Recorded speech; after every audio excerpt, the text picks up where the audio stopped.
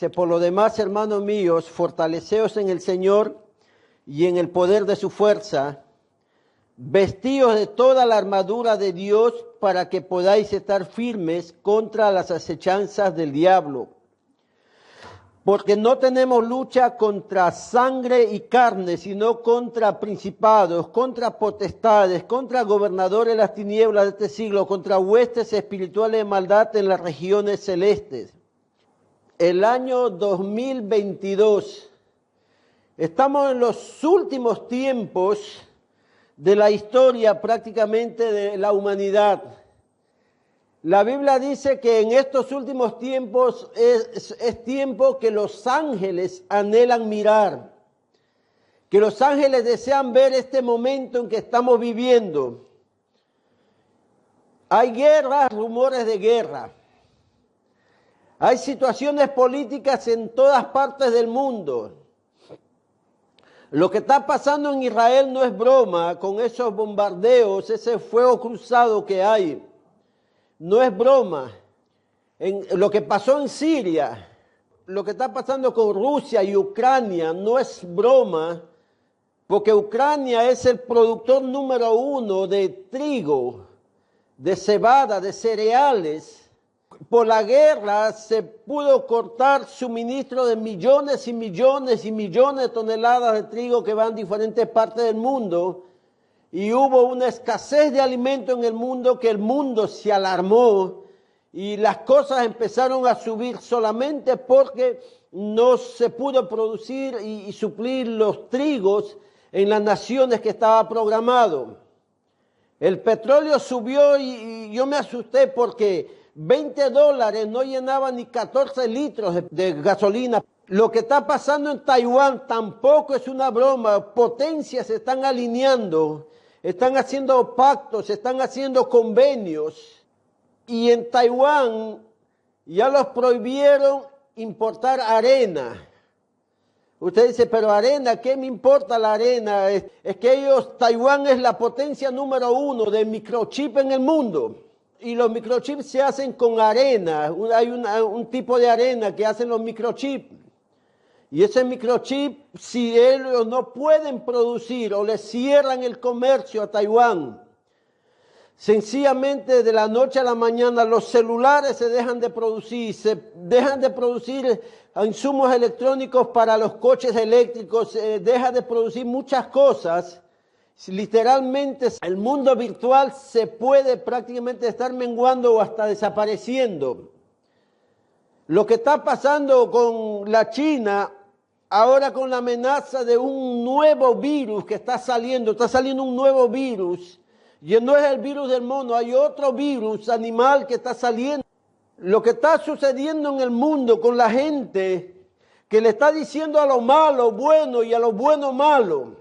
Estamos viviendo en los últimos tiempos donde la persona puede predicar en las calles y la gente se burla de Jesús. La gente se burla de esos predicadores, la gente se burla de aquellos que anuncian la salvación a través de Jesucristo.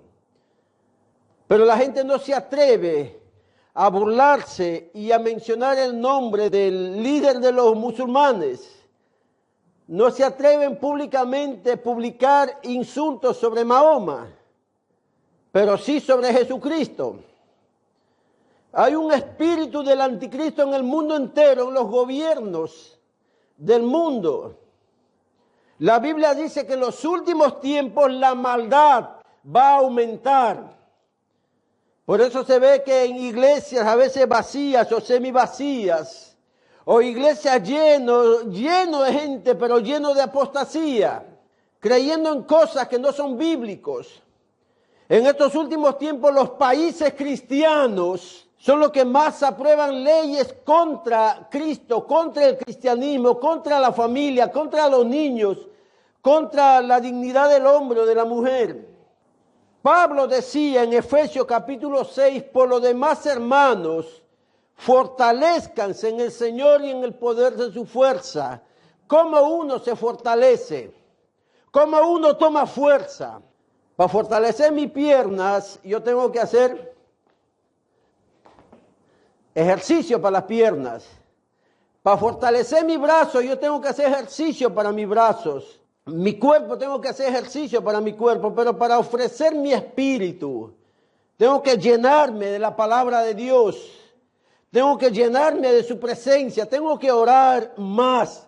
Tengo que ayunar más. Tengo que descargar de mi corazón todo lo que a Dios no le agrada y decir, Señor, llénalo con lo que a ti te agrada. Fortaleceos en el Señor y en el poder de su fuerza. En estos últimos tiempos, en estos días hubo un estudio sobre las violaciones de los hijos en los países desarrollados. ¿Y saben la alarmante cifra que desató esto? Es que los padres biológicos han igualado en cantidad de abusos sexuales contra sus propios hijos que los padrastros o las madrastras, o los padres políticos o madres políticos, o padres adoptivos, como lo quieran llamar. O sea, ya no es cuestión de sangre, sino la maldad es tan fuerte que todo esto ya no importa. ¿Qué está pasando en los últimos tiempos? Hay más de 40 millones de abortos en el mundo y especialmente en la nación americana cada año. 40 millones de abortos, imagínense. Más de un país completo. Puerto Rico tiene 3 millones y algo de habitantes. O sea, al año casi 11 o 12 veces toda la población de Puerto Rico literalmente son asesinados antes de nacer. Pablo dice, fortalécense en el Señor y en el poder de su fuerza. Países enteros, escúchenme hermanos, países enteros vivían como vivimos nosotros, con la libertad de ir a una iglesia, con la libertad de cantar, con la libertad de predicar, con todas las comunidades y las ayudas que pueda tener una persona de escasos recursos, con todas las ayudas que pueda tener una persona que tiene alguna condición física o se enferma. Pero de la noche a la mañana, sin que ellos decidieran algo, algunos gobernantes o gobernantes de otras naciones decidieron bombardearlos a ellos, decidieron invadirlos, o decidieron no enviar productos alimenticios a esa zona. Y como estamos tan cómodos, la gente estaba tan cómoda, ahora sienten la persecución. Ahora sienten la verdadera maldad de la tierra. Y nosotros estamos tan cómodos que va a llegar un momento que Dios va a sacudir a Puerto Rico para que los puertorriqueños puedan mirar al cielo. Dice la Biblia, fortalecemos al Señor en el poder de su fuerza. Y aquí aclara, él dice, no tenemos lucha contra sangre ni carne. ¿Cómo no es una lucha contra sangre y carne? Pablo estaba preso en un calabozo. Pablo lo que miraba ahí, quizás por la ventana o por la reja, lo que miraba era soldados. Vamos, vamos, vamos. 1, 2, 3, 4. 1, 2, 3, 4. Somos los soldados. Lo único que él escuchaba el sonido de los soldados desfilando, o el sonido de las armas, de la espada, de la lanza. ¡Clac, clac, clac! Pablo lo único que escuchaba en la cárcel era la jerga o la manera de expresarse diferente de los militares, porque los militares hablan de una manera diferente. Los cristianos hablan de una manera diferente y la gente que está bebiendo en los chinchorros hablan de una manera diferente. Y las mujeres las jovencitas que se van a las playas, ponen esa bocina de esos carros y ponen la música pornográfica, el reggaetón, ellas hablan de otra manera diferente. Y las muchachas que no tienen educación hablan de una manera diferente y los profesionales hablan de una manera diferente. Y Pablo escuchaba a los militares. Y Pablo sabía que ellos practicaban, los griegos también practicaban la famosa lucha de cuerpo a cuerpo, que a los condenados a muerte le decían, si tú no quieres morir muerto por tu delito, tú tienes que luchar y ganar a unos 10 gladiadores, y si tú vences a esos 10 gladiadores, y entre la lucha de esos 10 gladiadores tú matas a los 10 y sales victorioso, tú puedes tener tu libertad. Condicionaba la libertad a un espectáculo que ellos podían armar en el famoso Coliseo Romano. Y ahí van los turistas a ver donde se derramó tanta sangre. Entonces, Pablo sabía que ellos sacaban espada, cortaban cabeza, mataban, asesinaban, aplastaban la cabeza con unas bolas gigantes de hierro, con unas púas, con unas cadenas, con unas mallas, con unas lanzas. Esa era la lucha de sangre y carne que Pablo veía. Esa era la lucha sanguinaria, criminal, repugnante. Y Pablo decía, no, la lucha no es así. Es peor. Tú no estás luchando contra otro ser humano, tú estás luchando contra huestes espirituales de maldad.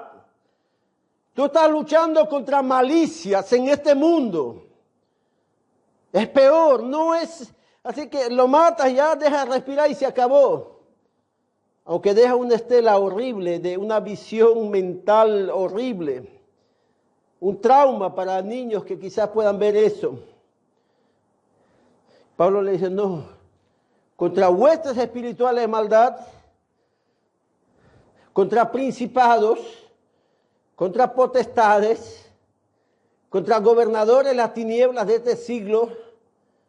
¿Saben? Hay potestades.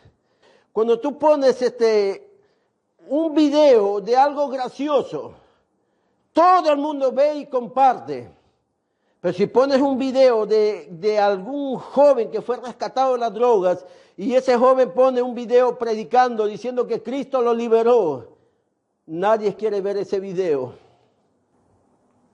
La maldad está aumentando en el mundo.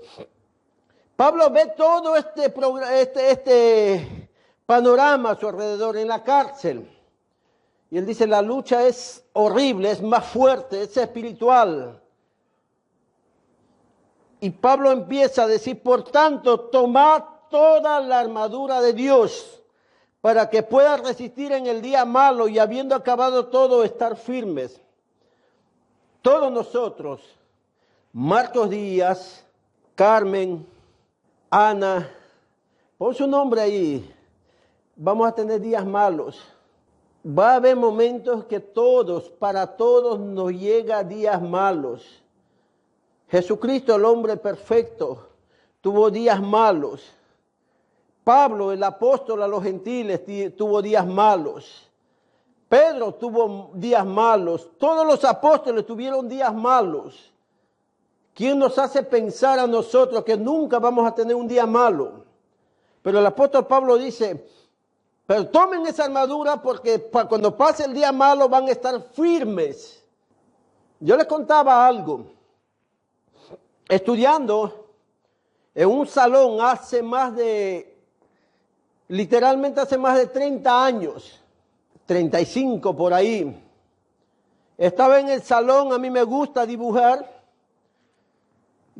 ahí sentadito, porque cada vez que me estresaba algo, la manera de salir era dibujando.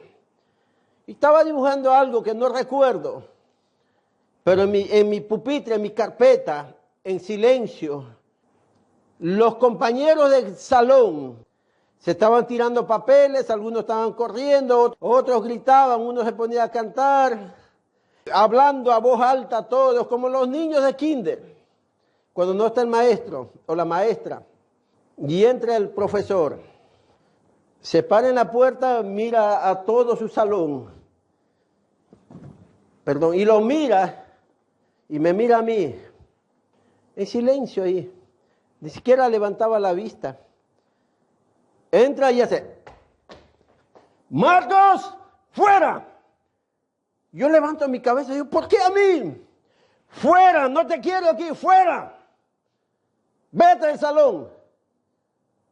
Yo me quedé con los ojos así abiertos, parecía Mukmuki, esos monos de ojos grandes. Le digo, pero ¿por qué no lo botas a ellos? ¡Fuera! ¡Fuera!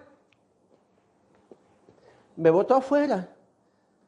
Cuando ellos vieron que me botaron a mí, toditos se acomodaron en el salón, limpiaron y arreglaron y agarraron la clase con el maestro. Han pasado más de 30 años.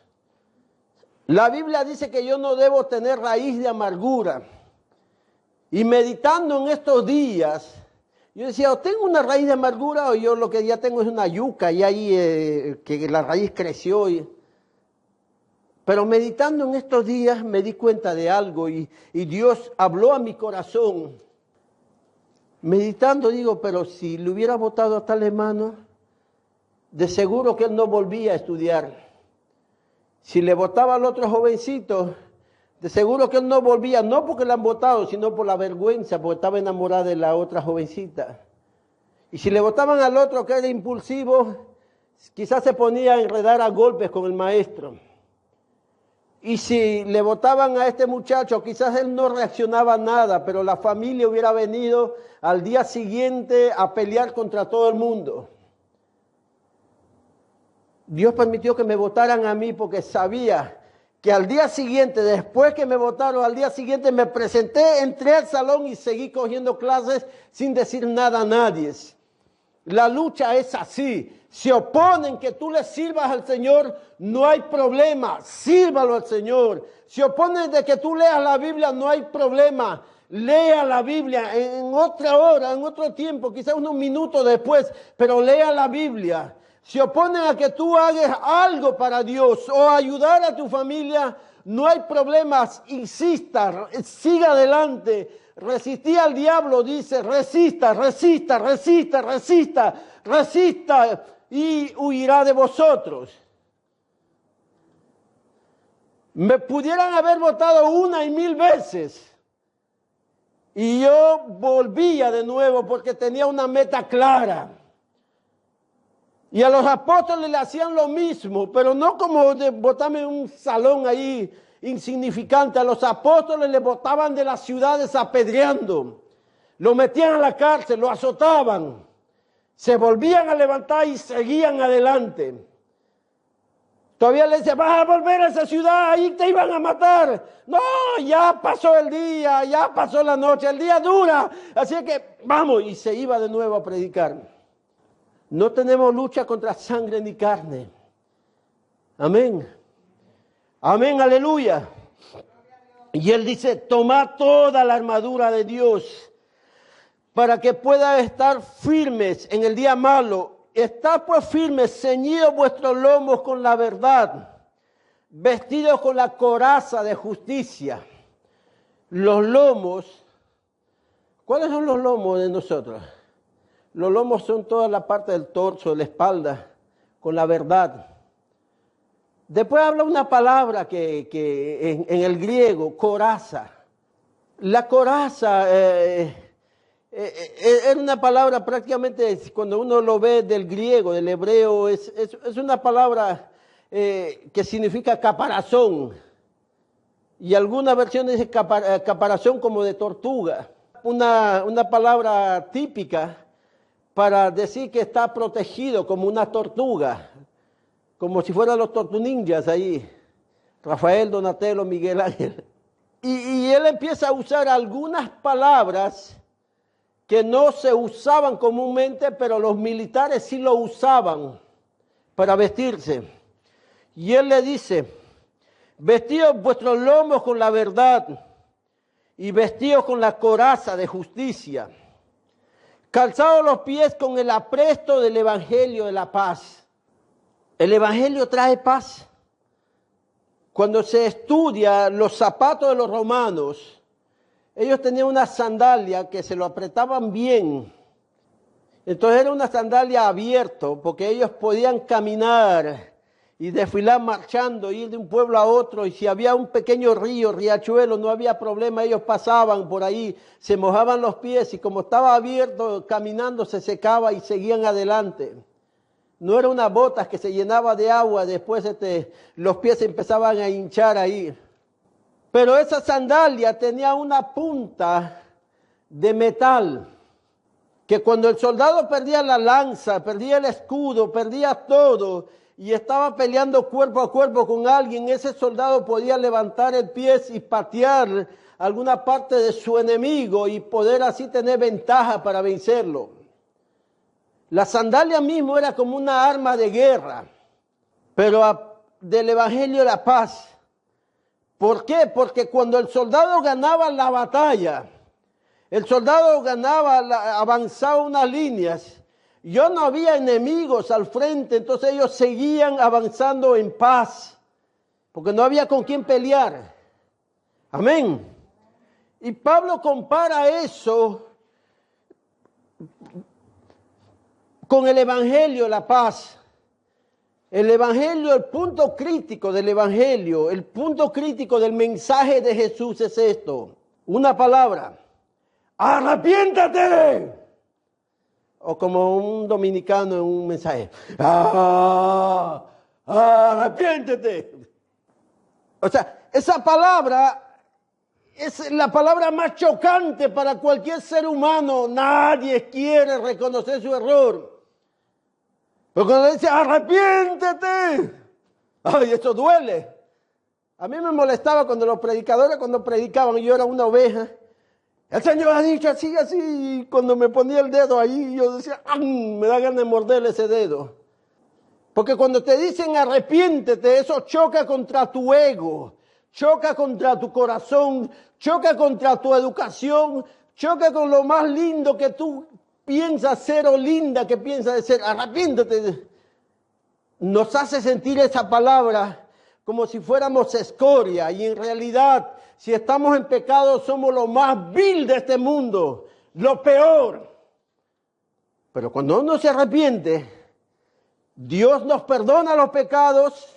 Dice que nuestros pies nos hace poner en lugares altos como de siervos, de siervas. Denle un aplauso al Señor. Aleluya. Restaura nuestra dignidad.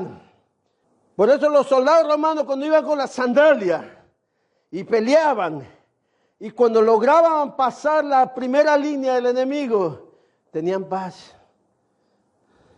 Cuando un evangelista sabe, cuando logra hacer una campaña y logra darle el mensaje de la cruz, tal como está en la palabra, va a chocar contra muchos egos, muchos corazones.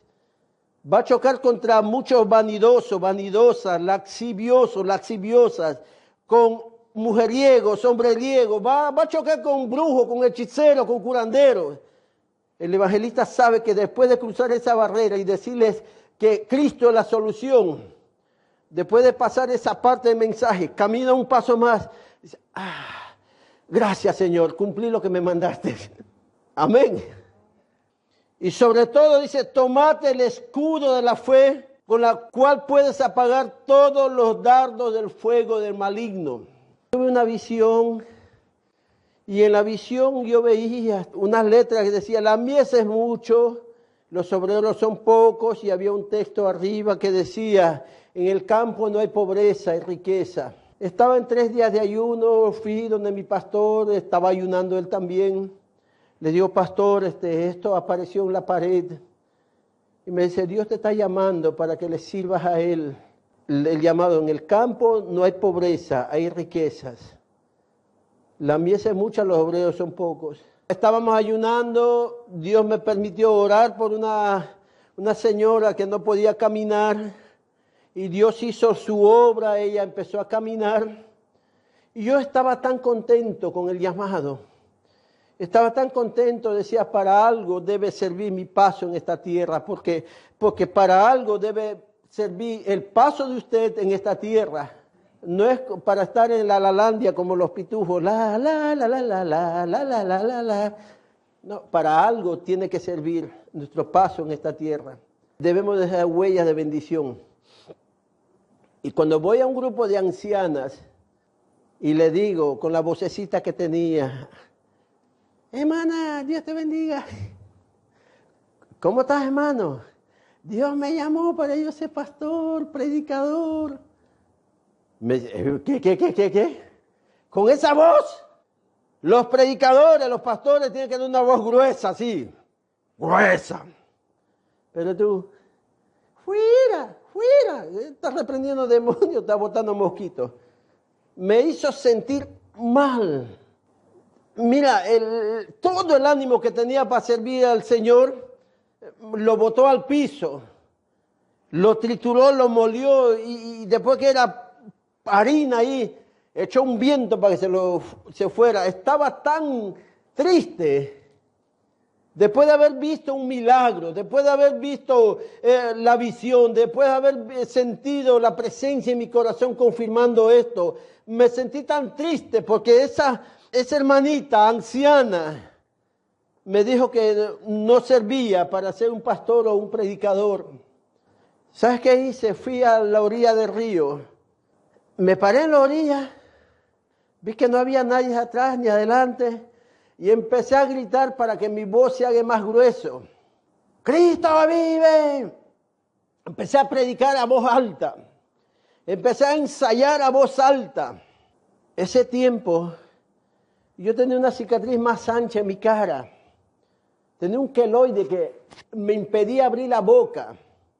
Toda persona abre la boca, agarra un huevo de gallina sancochado, puede meter en la boca enterito y entra y puede sacarlo. Yo no podía abrir más que quizás una pulgada, máximo una pulgada y algo mi boca. O sea, no podía desarrollar la garganta hasta que me hice una operación para poder abrir mi boca un poco más. Y como no podía abrir mi boca, tampoco podía hablar bien fuerte. Hasta que tuve la bendición de hacerme una operación, me quitaron el queloide que me impedía abrir la boca para poder comer mejor. Porque yo comía así, ponía la cuchara ahí, lo empujaba. Y después que lo empujaba, lo jalaba con los dientes, porque era la única manera que podía alimentarme. Y empecé a gritar ahí. Conclusión, me quedé tan ronco. Pensé que eso era mi voz natural ahora. Ahora sí tengo una voz ronca. Hermanita, ahora te gusta mi voz. ¿Saben? Cuando dice el escudo de la fe, es que tú tienes que decir, soy hija de Dios. Soy hijo de Dios. Dios me llamó para bendición. Soy valiente. Dios me llamó. Yo estoy aquí para bendecir. O sea, la coraza del escudo de la fe te ayuda a que tú no puedas aceptar ningún dardo de fuego del maligno, ninguna cosa que te desanime, que te corte las alas de volar para Dios. El 17, y tomad el yelmo de la salvación y la espada del Espíritu, que es la palabra de Dios. El yelmo era el casco y la espada era la palabra de Dios. ¿Qué hacían los soldados con su espada? Sencillamente cualquier situación ellos sacaban la espada. Ellos estaban en guerra. Como en Estados Unidos, algunos estados quieren poner policías que no estén armados. Y a veces los delincuentes están más armados que los policías. Entran a las escuelas, matan a todo el mundo. Y los delincuentes tienen hasta chalecos antibalas y todo. Y la policía no puede dispararlos porque tienen unas armas inferiores. Pero ellos iban armados. Cualquier cosa, la espada. Abrían camino con la espada. Y la espada es la palabra de Dios. El cristiano, cualquier situación en tu vida, saca la palabra para tu vida, para bendecir, para hablar del Señor. Alguna circunstancia, saca la espada y diga, Dios me ha prometido esto. Yo soy hijo de Dios. Dios me llamó para bendición. Te tratan mal, no importa. Te abandonan, aunque tu padre o tu madre te abandonara, con todo Jehová Dios me recogerá. Saca la palabra. Agárrate la promesa. Tienes hijos perdidos, tienes familia perdida. La Biblia dice, cree en el Señor Jesucristo, serás salvo tú y tu casa. Tienes problemas, mira que te mando, que seas valiente, no temas ni desmayes. Y los ángeles de Jehová acampan alrededor tuyo y te defienden. Saca la palabra de Dios. Si estás enfermo, enferma, está alguno enfermo, llame a los ancianos de la iglesia, oren por él, ungiéndole con aceite, el Señor lo levantará. Saca la palabra ante cualquier circunstancia. Orando en todo tiempo, con toda oración y súplica en el Espíritu, y velando en ello con toda perseverancia y súplica para con todos los santos. Siempre orando. Amén, siempre orando. Estamos en los últimos tiempos. Y hay leyes, hermanos, que prohíben leer la Biblia en las escuelas. Le voy a dar un testimonio corto que lo he compartido muchas veces. Yo estaba en un foro universitario de maestros y me mandaron a hacer un pequeño trabajo sobre la educación de los niños y yo hice el trabajo, como 32 hojas, salía humo de mis dedos, hacía así y salía humo por ahí. Y yo decía, wow, fuego. Era fuego del papel. Y al último, digo, instruye al niño en su camino, cuando será viejo no se apartará de él, pongo el texto bíblico como una firma y lo mando al foro para discutir. Una doctora en educación, Edwin, no puedes poner ningún texto bíblico porque esto no es cuestiones religiosas, que esto, que el otro, que el otro, que el otro, y te pongo 0. Doctora en educación cristiana, 0. Un trabajo precioso. Todavía me ardían los dedos porque todavía no había enfriado de tanto. Ahora, esa misma doctora en educación, cuando fui a graduarme, estaba entregando Biblias porque la Interamericana regala una Biblia a los estudiantes. A ella le designaron entregar Biblias a un determinado salón. Son a veces hipocresías institucionales para que el Evangelio o los niños no sean bendecidos. Alabado sea el nombre de Jesús. Quiero decirles, estamos en los últimos tiempos, tiempos peligrosos, tiempos difíciles.